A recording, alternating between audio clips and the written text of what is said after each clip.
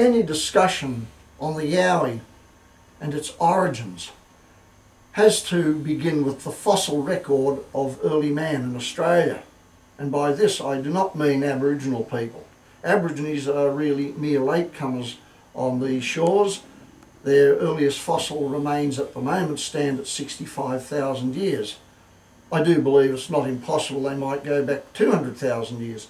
But the fact is, in their folklore they speak of other races, pygmoids, giant hominids and other Aboriginal sized peoples that preceded them here. The principal normal sized hominid they regarded as the true Yowie, and the word Yowie in Eastern Australian Aboriginal folklore basically meant people that wore fur clothing or animal hide garments, like the Aborigines and their kangaroo hide cloaks, for example. And so this is all the hairy man was. He wasn't a hairy gorilla type creature, he was a normal hominid like you and I. And in this regard, the hominid form that best fits the picture, I believe, is Homo erectus, of which I've spent some 45 years gathering evidence on in this country. And since the end of the 60s, I have started to find fossil evidence to back up my claims in the form of fossil footprints at first, and then from about 1972 onwards we started to find skeletal remains, skulls in particular. And it seems to me that Homo erectus was the origin of the Yowie. He was a tool-making, fire-making hominid, as is shown in many Aboriginal traditions of him, and particularly along the Murray River, where the hairy man, or a whole population of hairy men, used to steal lubras from Aboriginal people, and the Aboriginal tribes used to get up in arms, and occasionally they had to clear out the hairy men and women. In fact, they even slaughtered them. Here on the Blue Mountains there were areas Aborigines would not enter, and even to this day, because they believe the hairy man lives there. Now, I have, as I say, good fossil evidence for Homo erectus in Australia, and what I have here is actually a late form of Homo erectus. And we can start off with this specimen here, which is from Mudgee. You've got a thick brow ridge and you've got a flattish skull. Now, this is only a fragment, but he actually shows a long narrow brain case, which is an archaic feature not found in modern humans.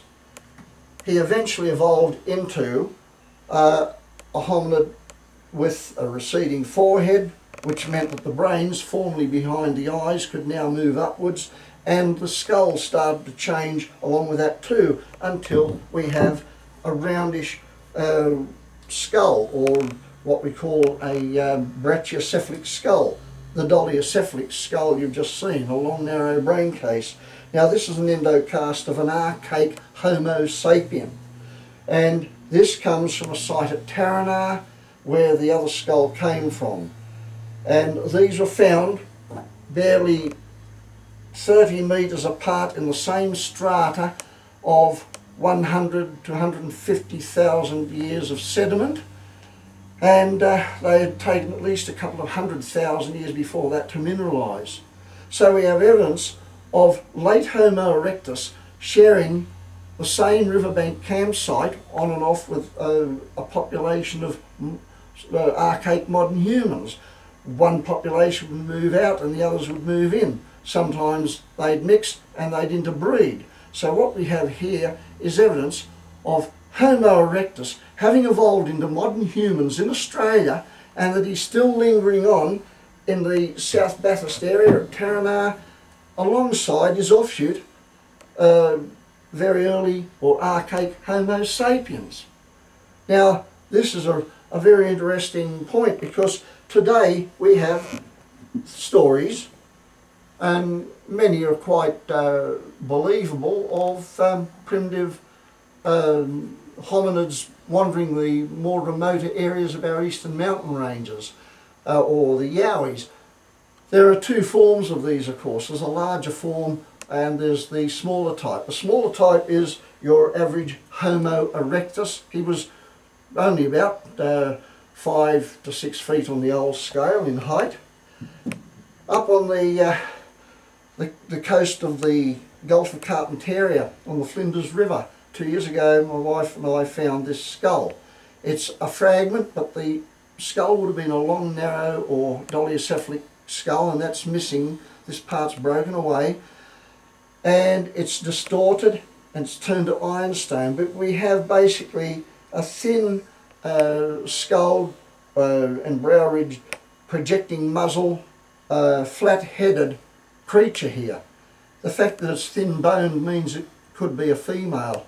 The female skeletal type is usually more slender, and this is at least 1 million years old. So we have the flat-headed archaic type living up in northern Australia 1 million years ago. Now, in Java, the flat-headed archaic Homo erectus supposedly died out by 1 million years ago to be replaced by his receding forehead offshoot, which was on the way to becoming modern human. And it's certain that even if Homo erectus had become extinct, archaic modern humans appeared in Australia by at least 400,000 years ago, according to skull types that I have. Now, I believe that modern humans may go back at least 500,000 years, and I do believe skull material will turn up to prove this here in Australia. For many years now, I've theorised on the basis of very primitive eoliths or dawn tools found here at Katoomba at a particular area, that some primitive creature, a pre-Homo erectus type, some would call it more ape than human, but I think a very primitive hominid, we'll say, was manufacturing stone tools. There's no evidence for fire like Homo erectus. But on the 7th of January this year, 2005, while I was walking my dog Cuddles out on Narrowneck Peninsula, at the base of a 2 million year old strata bed, which means it was at the very dawn of the Pleistocene period, I found the frontal area of the skull projecting out of the ground in amongst Pleistocene rubble, and I removed it. It's lost some material here. In fact, the eyebrow would go out here somewhere, and it's fallen away, but this one is reasonably present. And one thing about them is that the brow ridge here projects out from the skull. That's a very archaic feature. Now, I can show here from Africa what I'm getting at. We have a really archaic form here, Australopithecus, and you can see how the eye sockets bulge out in the rest of the skull. It's also got a projecting, or what we call pointed sagittal crest, and so does this skull. This one has the sagittal crest represented here, weathering away, going down the centre of the skull. Now, close-up material, close-up shots will probably show this, but what we're looking at is a skull that had a long, narrow brain case. Mud didn't collect inside it when it was buried on the edge of an ancient swampland, we're pretty certain, and so pressure from outside, once the skull got soft in the moisture, it just collapsed, and so it was pushed in against the rest of the skull. What we have here, down here is behind, supposedly behind where the dental arch would be. In fact, there is a dental arch here, and maybe a couple of holes there might have been tooth sockets, but with all the other weathered holes in the fossil, it'd be hard to prove that. But we do have a projecting muzzle. We've got a flattish skull when this is reconstructed, and we have a projecting sagittal crest running across the top of the skull.